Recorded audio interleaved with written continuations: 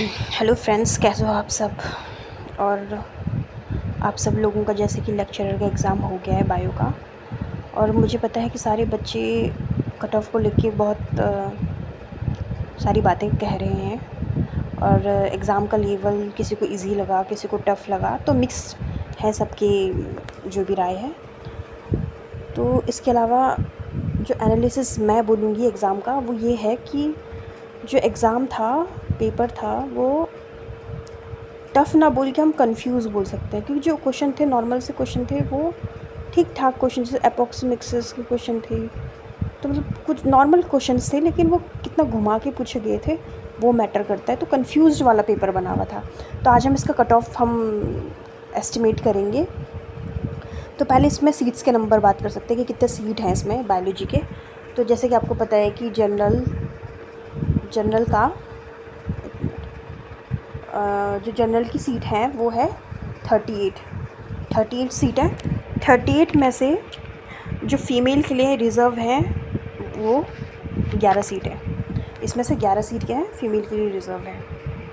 उसके अलावा जो एससी है, एससी में भी 11 सीट है। इसमें 3 सीट आई थिंक फीमेल के लिए रिज़र्व है। एसटी में 2 सीट है।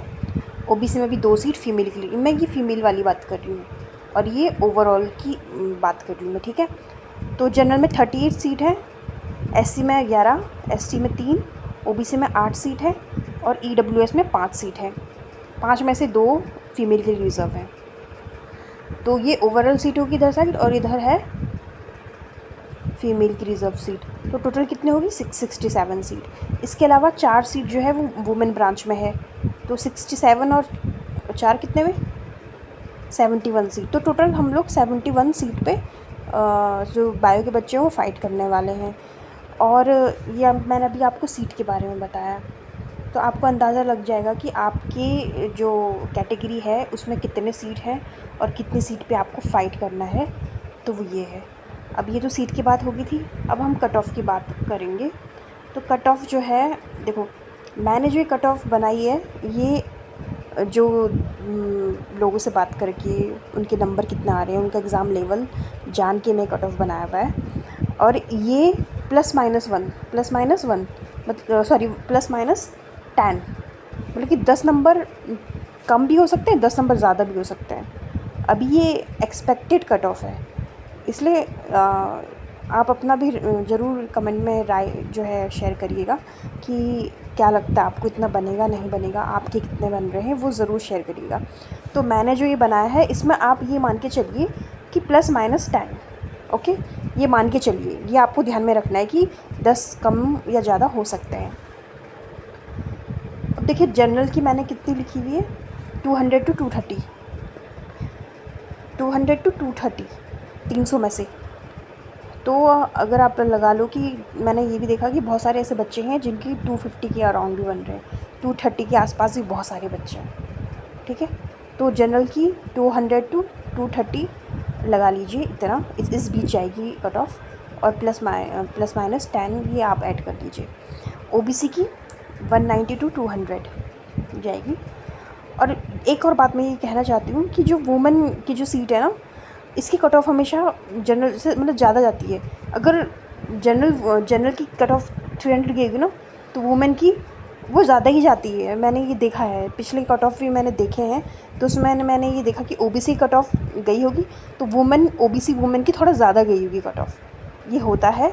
और जो वुमेन है, वुमेन ज़्यादा पढ़ती है या क्या है, तो उनकी कट ऑफ ज़्यादा ही जाएंगी।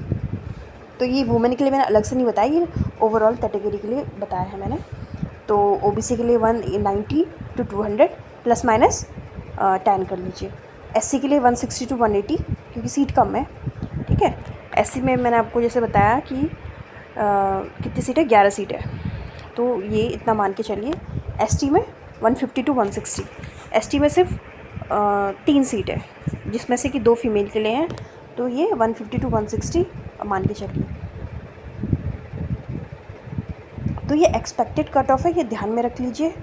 और अगर आपको लगता है कि आपका एग्ज़ाम गया है, अच्छा गया है, या आपका सिलेक्शन हो सकता है, तो बहुत अच्छी बात है। लेकिन अगर आपको लगता है कि शायद आप रह सकते हो, तो डिमोटिवेट होने की ज़रूरत नहीं है, आप आगे भी एग्ज़ाम के लिए तैयारी कर सकते हैं।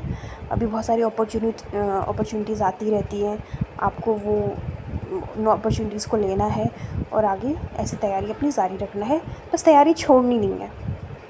क्योंकि जहाँ तक मुझे अभी एग्ज़ाम लगा, मुझे ये लगा कि पेपर तो क्वेश्चन ठीक थे, नॉर्मल क्वेश्चन पूछे गए थे। ये गलत किया जो आयोग ने कि एक ही टॉपिक से बहुत सारे क्वेश्चन पूछ लिए और किसी टॉपिक को छुआ ही नहीं, तो ये ज़रा ठीक नहीं किया।